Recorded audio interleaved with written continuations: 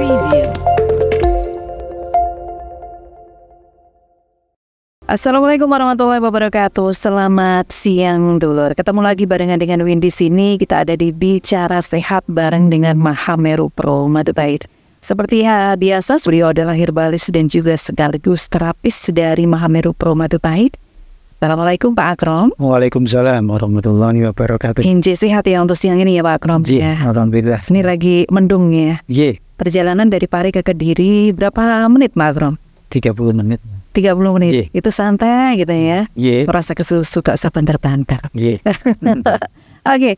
Pak Akrom, kalau tadi Win sempat tanya bagaimana Pak Akrom perjalanannya dari Pari ke Kediri. Sering dengar masuk angin ya Pak Akrom ya? Masuk angin. Itu sebenarnya kalau di dunia medis masuk angin itu seperti apa Pak Akrom? Sebenarnya kalau di dunia medis tidak terlalu dibahas ya. Paling ya senyum-senyum aja ya. Kalau ada orang yang bilang masuk angin terus kerian gitu ya. Kalau itu paling yang larinya itu ketegangan otot ya. Ketegangan otot ya. Tapi faktanya ya Pak Akrom ya, faktanya ini bicara tentang fakta sebenarnya ya. Dan itu pengalaman Wiwin nih. Kalau masuk angin begitu kita dikerok gitu ya. Atau kerian gitu ya. Itu kok terasa lebih enak ya? Iya. Kalau mau diceritakan sebenarnya bisa aja sih ya. Secara medis bahwa di ujung-ujung kulit kita itu kan ada saraf-sarafnya Mbak. Oh gitu. Ya. Ini kita berbicara medis gitu ya. Terus? Jadi ujung-ujung saraf itu ada di permukaan kulit ya. Bukannya nonjol-nonjol itu bukan. Tidak. Tapi di lapisan kedua dari kulit. Nah, kulit yang lapisan pertama itu kan kulit kalau kita jatuh kan mengelupasnya sangat tipis gitu ya. Kulit jangat ya. Nah, setelah itu ada saraf-saraf. Makanya kalau kita tiba terus babras porie kan beda karo sing kebender. Gitu ya. Karena saat kita jatuh babras itu kan nyerinya luwih nemen gitu. Gitu ya. Karena pas kena ujungnya. Nah, saat kita ujung apa lapisan luar gitu beda? Masih ujung-ujung dari sarafnya Mbak. Jadi kulit itu pelapis dilindungi kan. Nah, terus kemudian kalau pelapisnya pelindung itu hilang kan kena ujung sarafnya. Makanya nyerinya itu awet. Ya kan kalau kita babras ya jatuh babras ya. Kalau bahasa medisnya ablasiu ya, ablasiu terkelupas kulit yang paling tipis yang di paling luar. Nah, di situ saat kita melakukan kerokan kan ada rangsangan di ujung-ujung situ tapi tidak mengerupaskan ke kulit kan? Iya. Nah, saat itulah rangsangan itu diterima otak menjadikan suatu sensasi yang aneh ya. Anehnya itu nyaman malah.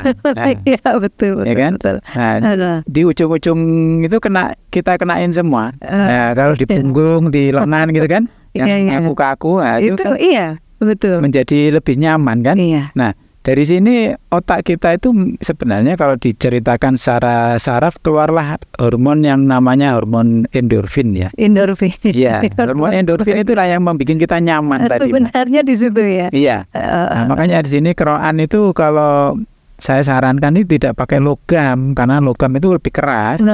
Akhirnya kulitnya itu kan ya jadi perdarahan di bawah kulit. Merah itu. Ya, bosong-bosong itu kalau dalam medis namanya perdarahan bawah kulit. Tapi biasanya kalau tidak pakai logam itu kurang marem gitu. Dan nanti kalau sudah merah-merah itu rasanya muar-muenteng gitu.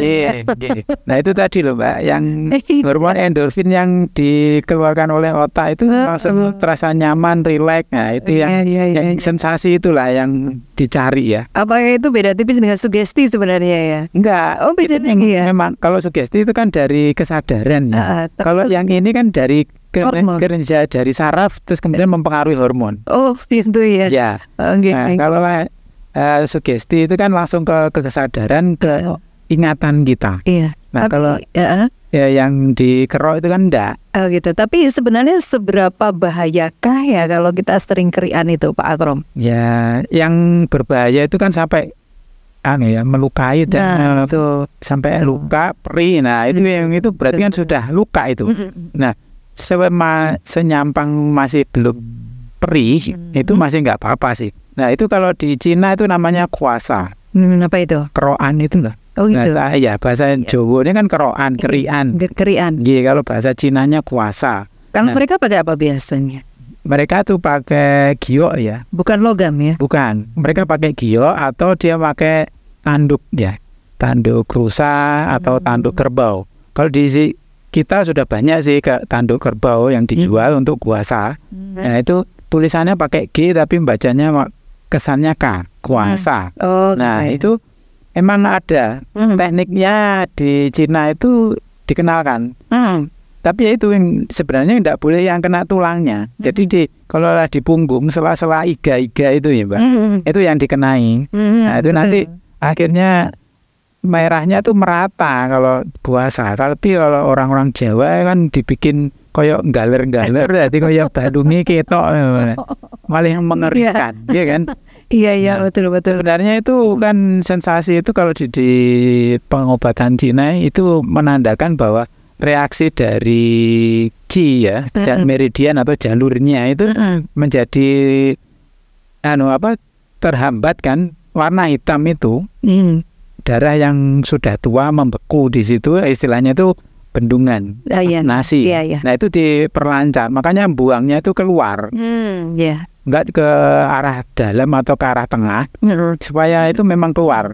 Wong kita aja punggung nggak pakai apa-apa ya, pakai jari aja kita dari tulang belakang kita pelirit gitu.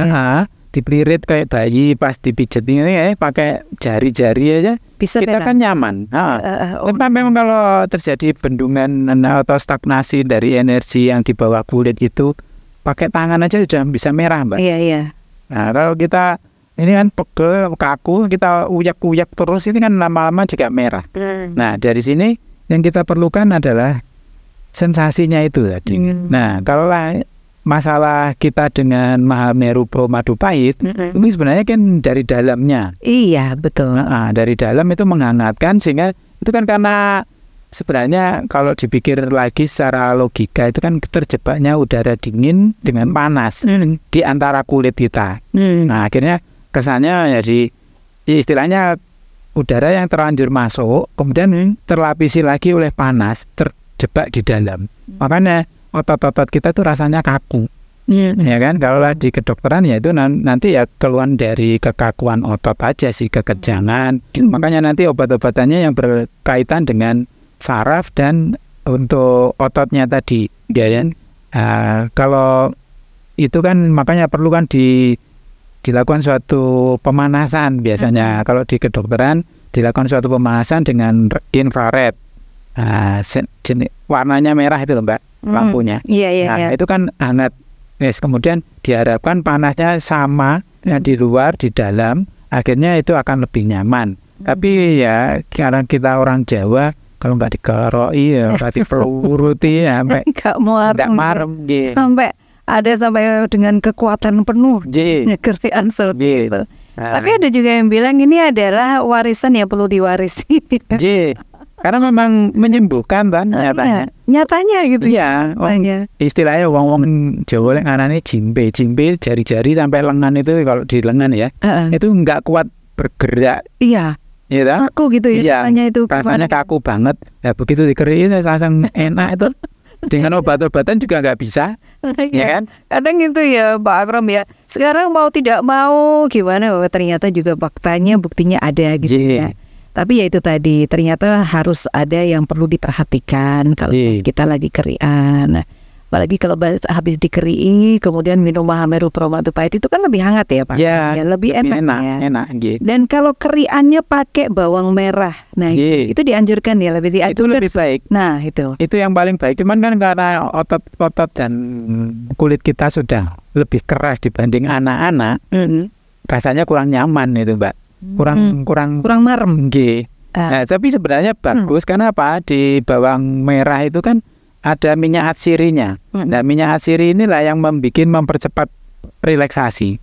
Jadi menyamakan suhu kulit kita di bawah kulit dan di luar kulit itu akan lebih cepat sama, sehingga nanti lebih nyaman. Makanya bayi-bayi itu kalau ini bangannya karo bang ya kula nate nggih waktu masih alit. Nah itu memang hangatnya lebih cepat, terus nyaman.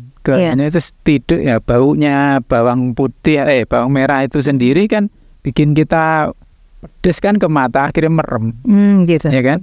Sebenarnya nggak masalah kalau air dingin atau air hangat itu, karena air dingin kan ya sensasinya orang beda-beda ya. Senengannya es ya monggo, nggak apa-apa. Cuman di sini untuk lebih cepat diserapnya oleh tubuh, itu kan suhunya harus sama dengan tubuh. Nah, suhu tubuh kan 36, 37. Nah, kalau lah air hangat, istilah hangat kuku, itu akan lebih cepat diserap. Nah, kalau lah dingin itu nanti dihangatkan dulu di lambung.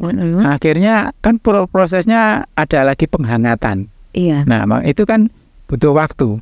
Nah, kalau kita lagi suhu tubuh kita di dalam juga turun di bawah 37 atau 36, ini kan menaikkan 1 derajat itu kan butuh energi yang lebih banyak yang dipakai, sehingga penyerapannya pun butuh waktu lagi. Nah, makanya disarankan dengan air hangat kuku istilahnya. Nah, itu nanti lebih harapannya lebih cepat terserap. Kalau air dingin boleh. Air es boleh. Air hobinya es. Gitu. Tapi ya itu tadi yang lebih dianjurkan. Ini untuk air hangat biar cepat terurai dan terserap karena sesuai dengan kondisi tubuh hangatnya. Jadi berarti ada 3 ya Pak?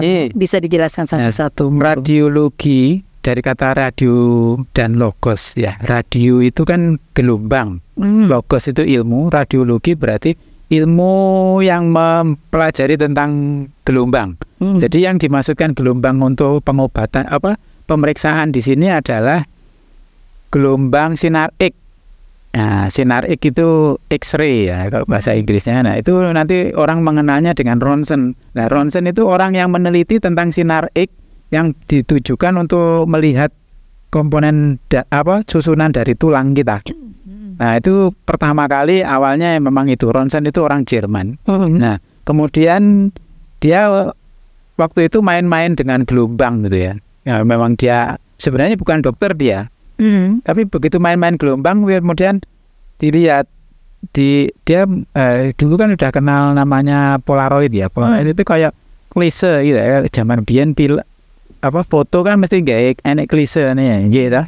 Plastik yang transparan nih kalau Mbak coklat. Nah, di after gitu. Ya, di afterkan itu. Nah, afteruk sendiri bahasa Jerman juga sebenarnya ya. Kalau di Indonesia kan itu reproduksi ya. Dicetak ulang. Ya. Nah, itu kan di situ dia pas main-main itu terekam di klisenya itu jari-jarinya itu loh kok tulangnya kelihatan gitu lah. Bunga ruas-ruasnya kelihatan. Nah, awalnya itu sebenarnya nggak sengaja sih benar. Nah, itu kemudian dia kembangkan supaya ini gimana ini, terus difokuskan jaraknya. Akhirnya sekarang udah ketahuan jarak dia nanti lebih jelas atau enggaknya. Nah, sekarang lebih ini nggak pakai klise lagi, tapi dicetak secara digital. Nah, itu nanti lihatnya di komputer, di HP bisa. Kalau sekarang ya Pak? Sekarang ya di model digitalisasi. Jadi kalau dulu kan masih di terawang gitu, di angka di terawang gitu baru kita bisa membaca. Radiologi itu Mbak, komponennya nanti terus kemudian berkembang. Akhirnya dari CT scan muncullah CT scan. Ini computerized topografi. CT itu computerized topografi. Scan itu kan melihat keseluruhan. Nah, gitu. Nah, CT scan itu lebih baik daripada X-ray awal. Dia lebih detailnya tapi lebihnya aman terhadap tubuh. Tapi biasanya yang di CT scan itu sakit apa Pak Pro? CT scan seluruh tubuh bisa Mbak. Oh, seluruh tubuh? Ya. Dan biasanya untuk mendeteksi apa itu? Nah, untuk mendeteksinya kan kalau radiologi tadi kan untuk struktur yang tidak tembus X-ray ya, yang kita lihat. Nah, nanti pecah ada 2, yang jaringan keras dan jaringan lunak. Nah, jaringan kerasnya itu nanti CT scan itu, kalau jaringan lunaknya nanti USG, ultrasonografi ya, itu kan gelombang juga. Jadi ultrasono, sono itu sonor udara, suara. Ultra itu lebih sangat, ya kita nggak dengar.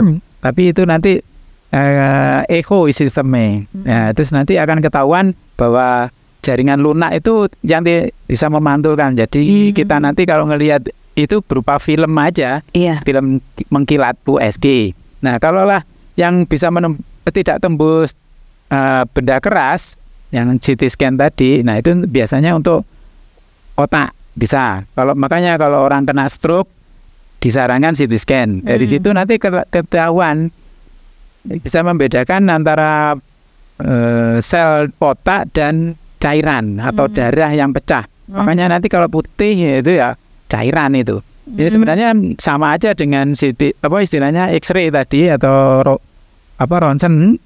Cuman di sini lebih detail lagi. Kalau ronsen ke kepala dia nggak bisa membedakan pecahnya darah itu, pembuluh darah yang pecah di otak itu nggak kelihatan. Blok aja ya. Tapi kalau CT scan dia nanti bisa dipotong-potong. Kalau ronsen tidak bisa dipotong-potong, makanya potongannya miring, tegak lurus atau dari atas ke bawah. Kalau kepala itu ya dari telinga ke telinga bisa. Gitu. Kalau CT scan ya karena komputerized tadi. Oh betul. Dipakai komputer. Berarti bisa lebih detail ya kalau pakai CT scan. Potongannya pun bisa diatur berapa mili. 2 mili kah, 3 mili kah, atau 5 mili itu bisa. Sampai segitunya ya? Ya, detailnya. Nah, kemudian dari CT scan itu bisa untuk melihat struktur tulang kita. Makanya kalau kita kena TBC tulang dengan CT scan akan ketahuan itu ketebalan dari kuman yang memakan lapisan atau tulangnya itu ketahuan sampai segitu. Nah, kemudian ditingkatkan lagi CT scan kan itu masih istilahnya lebih lunak lagi. Dari tulang agak lebih lunak lagi, dia tidak bisa nembus. Nah, kita diperhalus lagi akhirnya MRI. Magnetic Resonance Imaging. Nah, MRI itu lebih detail lagi. Dia nanti pembuluh darah ketahuan.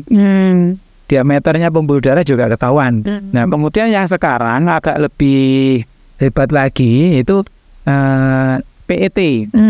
Nah, PET ini pewarnaan ya, topografi yang dilakukan suatu pewarnaan.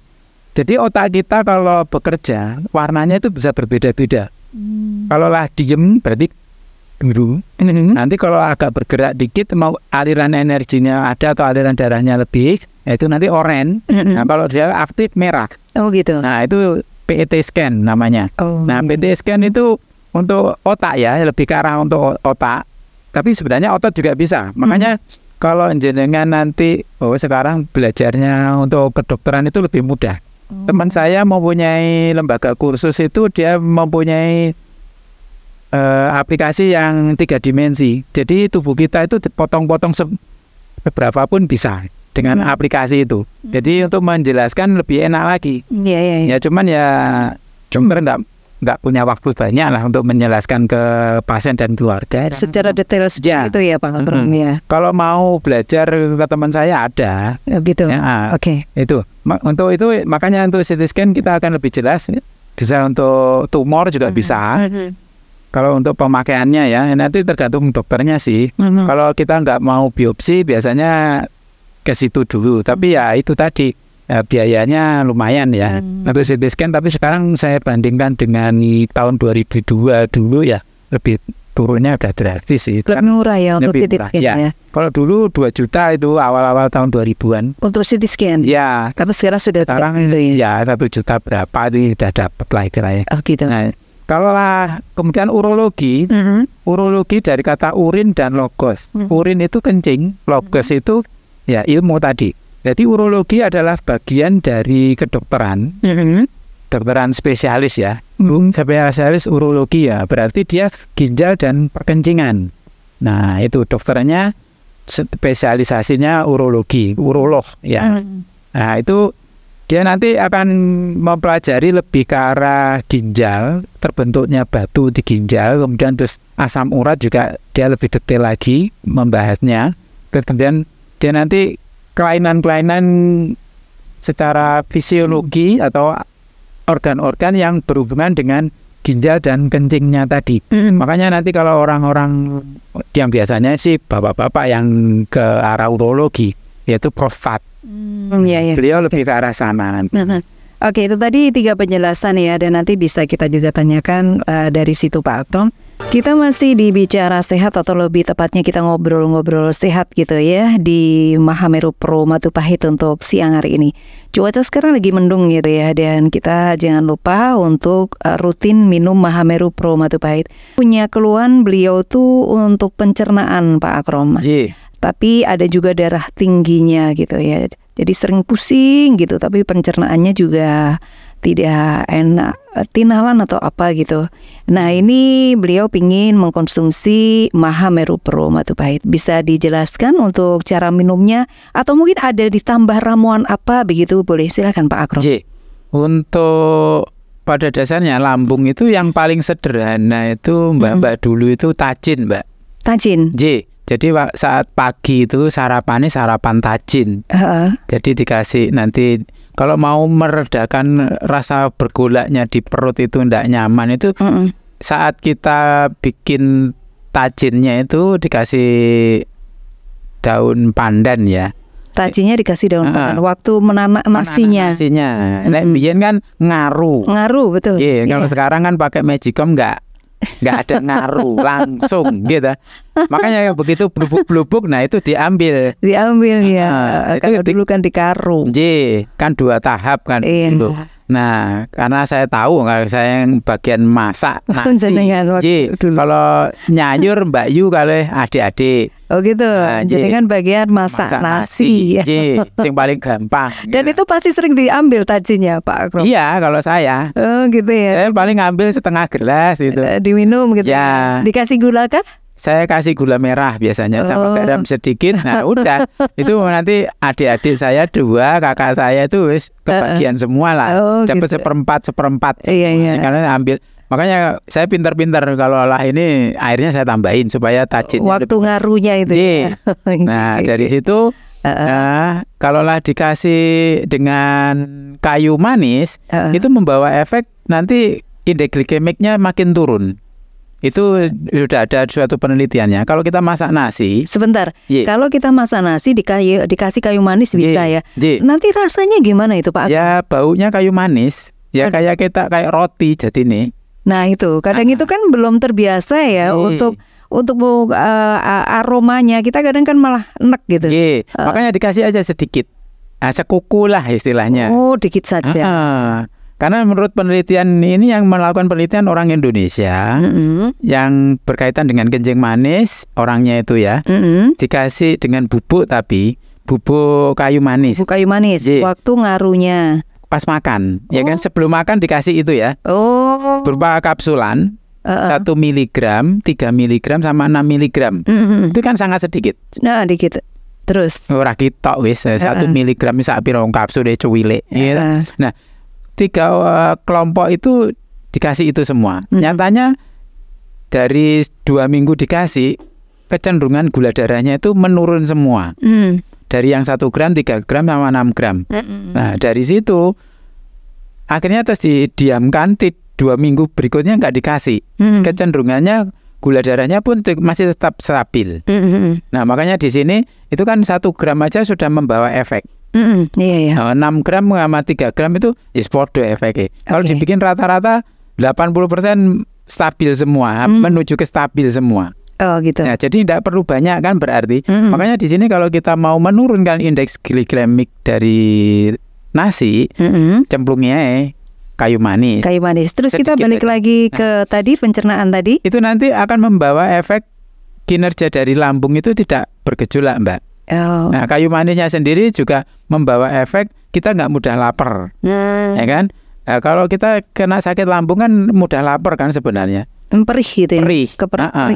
Karena asam lambungnya terproduksi dengan banyak. Nah itu meredakan ketegangan dari sel-sel itu supaya tidak mudah memproduksi banyak-banyak. Makanya dengan pandan juga bisa. Makanya kalau kita makan dengan diselipik daun pandan itu kan kalau kita makan kan menjadi awet. Oh gitu, oke. Kenyangnya. Oke. Nah itulah. Oke, kita masih ada di Bicara Sehat barengan dengan Mahameru Pro Madupahit. Tapi untuk saat ini kita akan balik lagi untuk berbincang-bincang dengan Bapak Akrom. Beliau adalah herbalis sekaligus terapis dari Mahameru Pro Madupahit. Kembali lagi ke pertanyaan dari beliaunya yang tadi sudah rawuh di studio New Mahameru untuk membeli Mahameru Pro Madupahit. Beliau ini juga sering pusing atau tekanan darah tinggi begitu Pak Akrom. Mungkin ada solusi untuk pencernaannya itu tadi ya. Bisa diminum secara teratur juga Mahameru Pro Madupahitnya. Untuk darah tinggi? Untuk darah tingginya sebenarnya dari Mahameru Pro Madupahit sendiri juga akan bisa membantu dengan ini ya. Kalau dari pasak buminya sendiri, dia nanti akan membuat pembuluh darah kita itu lebih rileks, jadi elastis ya, lentur.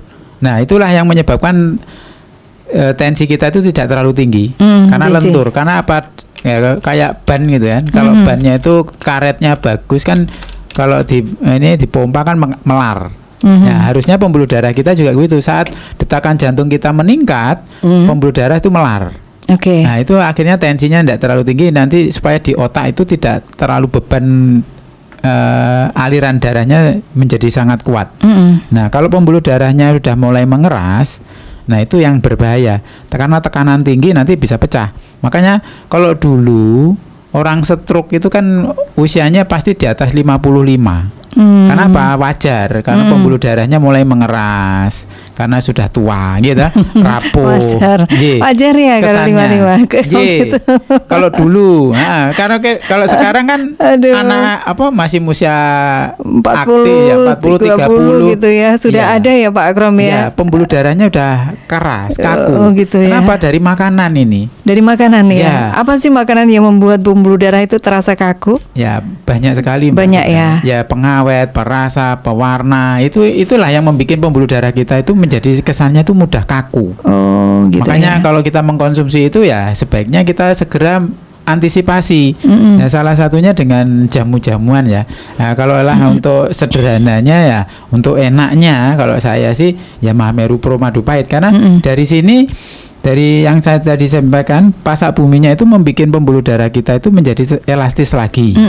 Kemudian dari Purwocengnya juga demikian, pembuluh darah itu yang kecil-kecil, yang istilahnya perifer itu menjadi lebih terbuka lagi lubangnya, diameternya. Nah itu nanti alirannya kan jadi lebih lancar. Makanya di sini itu perlu kita berikan rutin, apalagi udah usia di atas 45 itu sebaiknya saya sarankan sih ya rutin lah, 1 kali aja nggak apa-apa untuk menjaga ya, 1 sendok makan itu supaya nanti pembuluh darah kita tidak terlalu cepat kaku. Berbahaya juga ternyata ya kalau kaku ya Pak Akrom ya. Dan untuk ini ingat saya jadinya saya kalaulah pusing-pusing menetap 1 titik itu harus diwaspadai Mbak. Karena gimana? Pusing di 1 titik. Contohnya di mana itu? Celekit gitu ya, ibaratnya celekit. Ya, kalau kita lagi banyak pikiran, terus pusingnya celekit di dalam. Nah itu wajib kita suatu lebih aware lagi atau lebih waspada. Karena apa? Ada suatu penyakit pembuluh darah itu namanya aneurisma. Aneurisma di sini pembuluh darahnya itu mengembung seperti balon. Karena apa? Karena lapisan otot kesannya otot ya, yang mencegah pembuluh darah kita melembung kayak pelendungan ada ototnya, lapisan tengahnya itu. Kalau itu dia nggak ada, akan melembung kayak pelendungan atau balon. Nah itu nanti kalau mikir lagi membesar lagi. Semisal kalau tidak sering gitu, pernah juga merasakan nggak apa-apa ya Pak? Nggak apa-apa.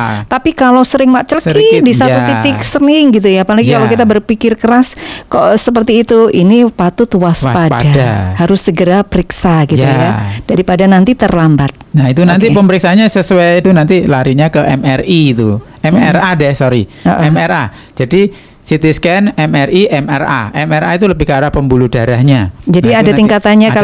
Kalau sekarang ini orang awam atau Wiwin gitu aja, ini lebih familiar CT scan gitu ya. Ternyata di atasnya ada itu tadi apa? Pemeriksaan MRI. Habis itu MRA untuk pembuluh darahnya, khusus untuk pembuluh darah. Makanya di sini kalau ada pusing yang menetap dan itu muncul semakin sering sebaiknya diperiksakan ke dokter saraf. Nah, dokter sarafnya kalau punya pengalaman klien-kliennya cukup banyak, biasanya ke MRA. Nah, itu nanti akan ketahuan bahwa ada semacam itulah. Dan itu orangnya nggak boleh stres. Itu teman saya perawat juga ada dulu.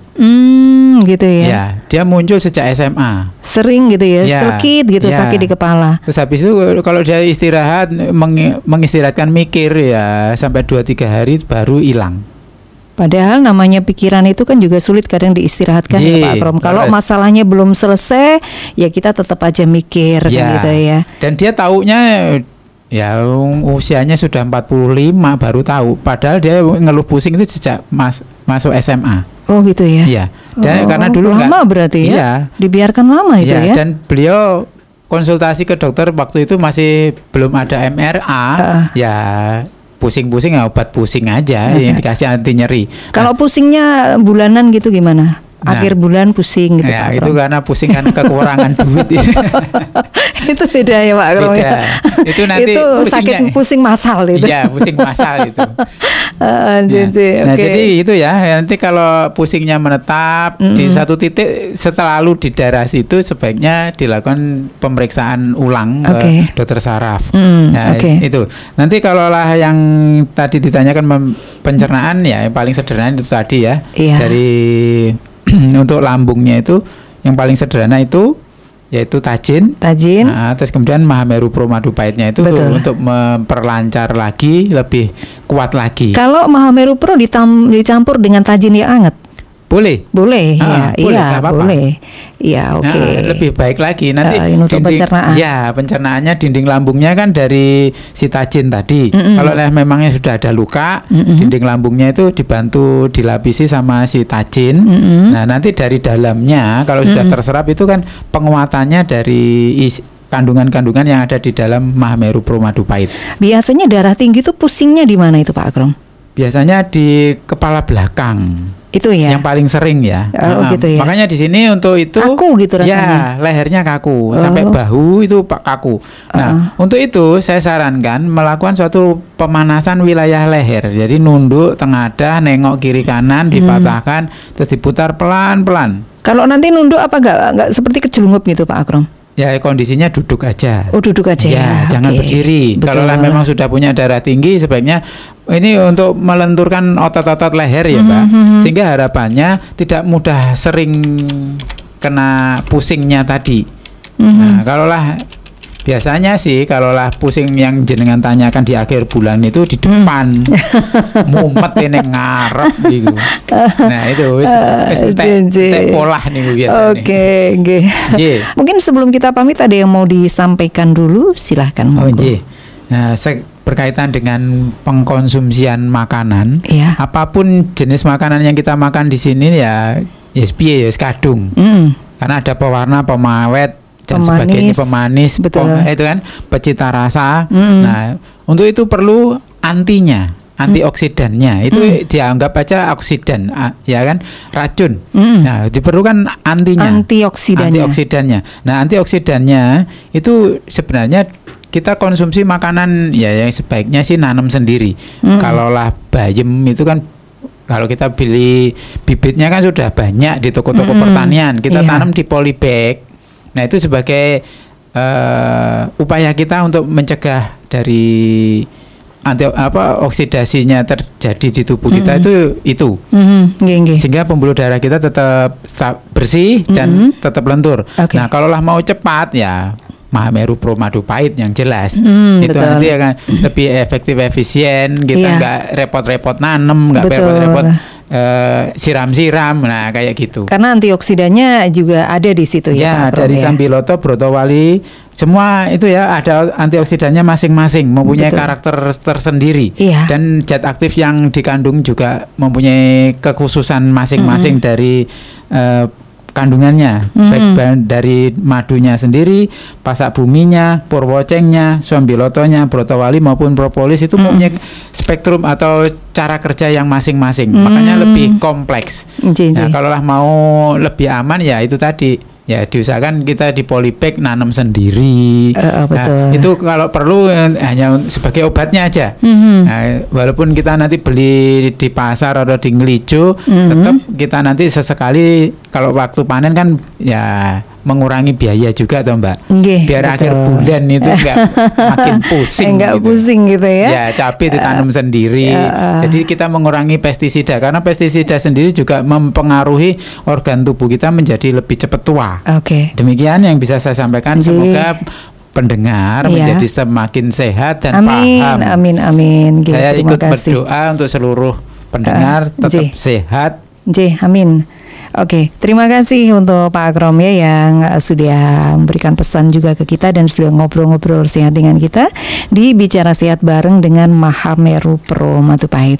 Matur nuwun untuk simpati dan juga perhatiannya. Selamat siang. Wassalamualaikum warahmatullahi wabarakatuh.